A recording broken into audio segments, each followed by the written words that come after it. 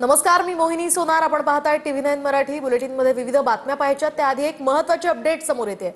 कबूतरखान्यांसंदर्भात आता 4 आठवड्यांनंतर पुन्हा सुनावणी होणार आहे. मुंबई हायकोर्टाकडून कबूतरखाना बंद ठेवण्याचे आदेश अजूनही कायम ठेवण्यात आले आहेत. 20 ऑगस्टपर्यंत समिती स्थापन करून त्याचा अहवाल पालिकेला द्या असं यासह कबूतरांना अन्न खाऊ घालण्याची परवानगी द्यायची की नाही याचा निर्णय महापालिका घेणार आहे. आणि काहीतरी निर्णय घेऊन त्याप्रमाणे न्यायालयाला त्यांचं म्हणणं न्यायालयापुढे मांडेल. या सर्व लोकांचं यानी की 12 जणांची 11 ते 12 जणांची समिती कोर्टाने न्यायालयाने केलेली आहे आणि ह्या समितीचा जो काही निर्णय येईल त्याच्या आधारे न्यायालय पुढचे हुकूम करेल.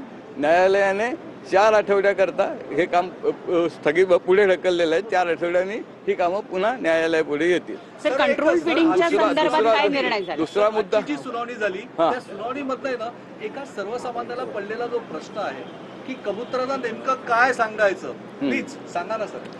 आता कबुतरांना कसं सांगायचं असतं हे त्यांच्याशी जो बोलू शकतो त्यांनाच कळू शकेल. मुद्दा असा आहे की आजपर्यंत कबूतरखाने आपल्याकडे वेगवेगळ्या ठिकाणी मुंबईत कबूतरखाने होते आणि आहेत. त्या कबूतरखान्यामध्ये वर्षानुवर्ष कबुतरांना दाणा खाणं घातलं जायचं. हेही खरं आहे की ह्याच्यामुळे अनेक लोकांना काही विशिष्ट प्रकारचे विशेषतः फुफ्फुसाचे आजार झाले आणि माणसाचं आयुष्य हे सर्वात महत्त्वाचं आहे. न्यायालयाच्या दृष्टीने माणसाचं आयुष्य हे सर्वात महत्त्वाचं आहे. घटनेच्या 21व्या कलमाअंतर्गत हा मूलभूत अधिकार प्रत्येक माणसाला, नुसतं नागरिकाला नाही तर हिंदुस्थानातल्या प्रत्येक माणसाला अधिकार दिलेला आहे. त्या अधिकाराचा विचार करता न्यायालयाचं मत असं पडलं की ह्यांनी जर एवढे गंभीर परिणाम तब्येतीवर होत असतील, माणसाच्या तब्येतीवर शरीरावर होत असतील तर ह्याचा काहीतरी गंभीरपणे विचार करायला पाहिजे.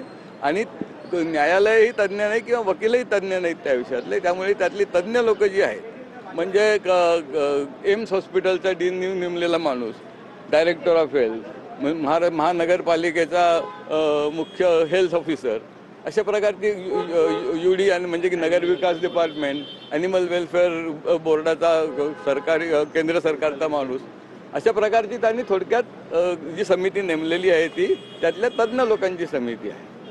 आता दुसरा जो विषय होता की गेल्या वेळेला न्यायालयाने असं म्हणलं की ज्यांना कबुतरांना दाणा पाणी घालायची इच्छा आहे त्यांनी महानगरपालिकेकडे अर्ज करावा आणि तो अर्ज केल्यावर महानगरपालिकेचे मुख्य कमिशनर जे आहेत, आयुक्त आहेत, ते ह्याविषयी निर्णय घेतील.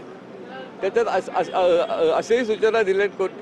न्यायालयाने आधीच्या हुकुमातही म्हणलं होतं की ह्या संदर्भात असे जर काही अर्ज आले तर ज्या ज्या लोकांवर ह्याचा परिणाम होऊ शकतो त्या सर्वांचं म्हणणं ऐका. तर त्यामुळे अर्जदाराचं म्हणणं ऐकलं जाईल आणि ह्या संदर्भात ज्यांना ज्यांना काही म्हणणं मांडायचं आहे त्यांना संधी दिली जाईल. फक्त सर्वांना सुनावणीकरता बोलवता येईल की हे सांगता येत नाही, पण ते जे काही आयुक्तांपुढे मांडतील त्याचा विचार होऊन आयुक्त या संदर्भातला जो काही निर्णय असेल तो घेईल. एक मिनिट परवानगी कंट्रोल फिडिंगच्या संदर्भात काय बोलणं? परवानगी आयुक्त हे ठरवतील की परवानगी द्यायची का नाही, द्यायची असेल तर किती वेळा करता द्यायची. काही परवानगी दिली तर त्या संदर्भामध्ये त्यांच्यावर काय काय अटी लादायच्या.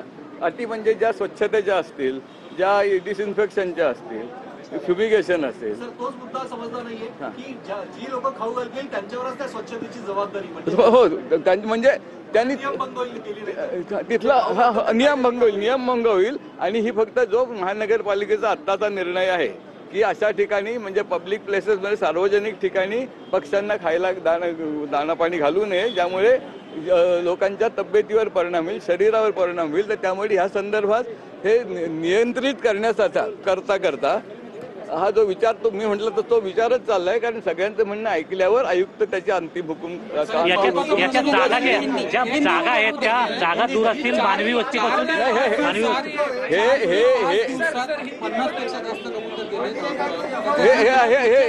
हे माहिती नाही, कोणालाच माहिती नाहीये. एक जण एक म्हणतो, दुसरा म्हणतो, तिसरा म्हणतो. कबुतरा उडणारा पक्षी आहे. उडणारा पक्षी एका ठिकाणी नाही मिळाला तर दुसऱ्या ठिकाणी जाऊन खाऊ शकतो. परंतु ह्याचा काही थोडक्यात ह्याचा आतापर्यंत ठोस पुरावा काही नाही. एक महत्त्वाचं विचारावं वाटतं की मागच्या वेळेस बीएमसी जी आहे ती विरोध करत होती. विरोध कोणीच करत नव्हतं. विरोध BMC ने सांगितलं आम्ही परवानगी देणार नाही. हा. आज मात्र बीएमसी परवानगी देणार नाही असं नाही. हे तुम्ही डोक्यातनं काढून टाका.